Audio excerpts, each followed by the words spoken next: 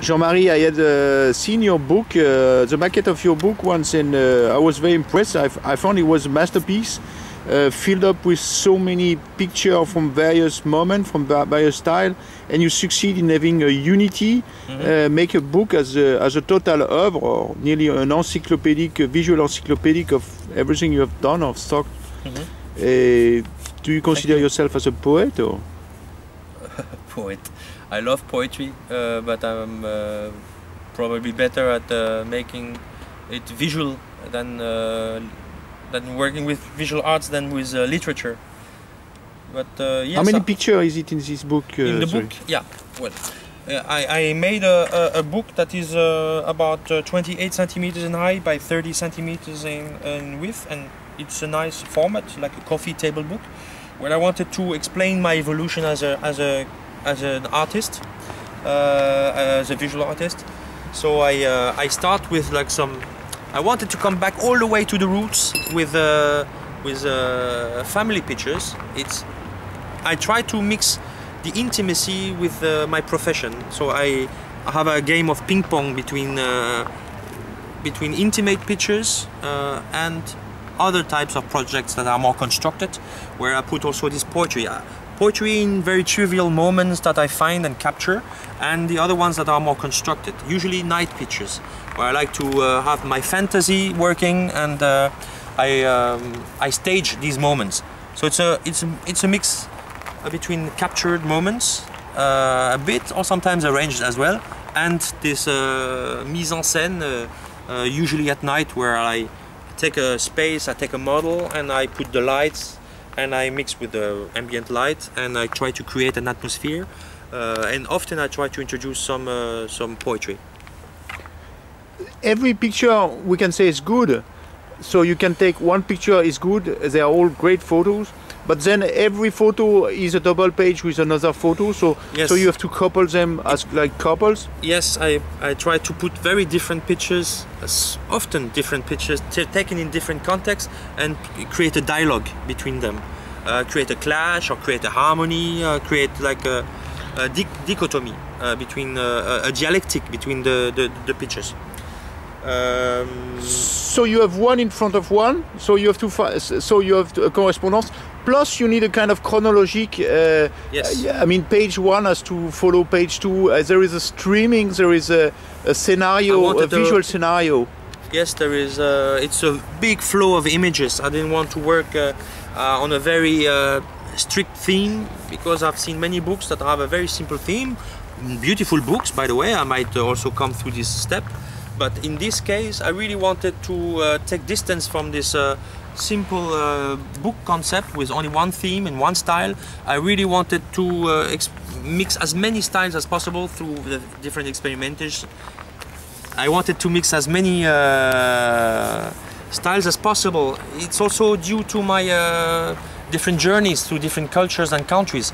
I speak different languages. I speak French, German, because I lived in Germany as a kid. I lived in Iceland. I lived in Denmark. So for me, it's about mixing and finding harmony through the different languages, also visual languages. But you have everything. We can say this book contains nearly everything. Your hunger, erotism, your pain, your fear, yes. Your family. Yes. You succeed in putting everything in how many pages? 100? About 170 pages for now, but I'm thinking of reworking the book to make it 200 pages. You want to show some? Yeah, well, here I have like a few accelerated of the prototype I made. I don't have it with me, but for this video. But here we have like many different pages where I mix all these moments and works. This is a teaser I made for this forthcoming crowdfunding operation, where I'm going to finance the book through participation of people who would like to acquire this book. It's coming soon. So yeah, I will start with this prototype and make another one later.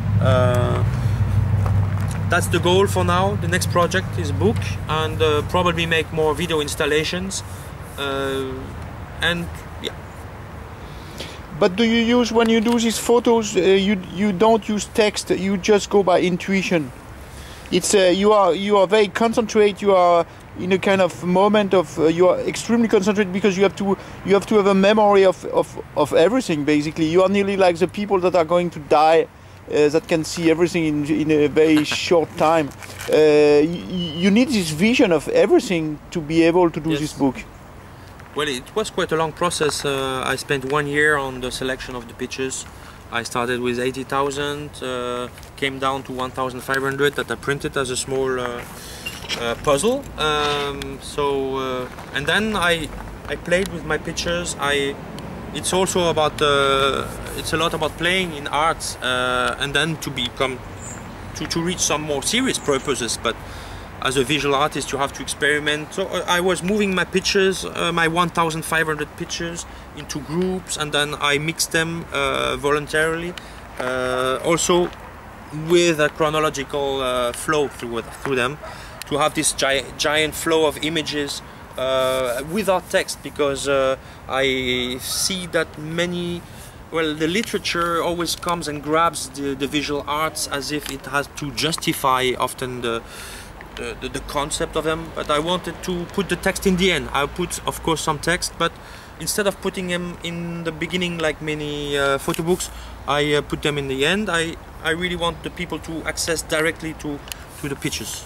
But we can think now photography is a lot about tagging, also about finding titles and name and place. In your case, it's not into that. It's another universe. There is no classification by words, or it's a sensual classification. Yeah, absolutely. It's a pretty instinctive and central classification. It talks about the evolution of a young artist from the age of 20 until the age of 40. But when I think about you, I think very much about this painting of a guy, a romantic guy that from the top of the mountain can overview the whole landscape. In what you do, there is a kind of landscape system. I mean, you are on the top of something, and you can see through pictures the whole life. Yeah. I mean, do you feel a kind of is it a personal kind of harmony for yourself, or I mean, it's a personal exercise, or?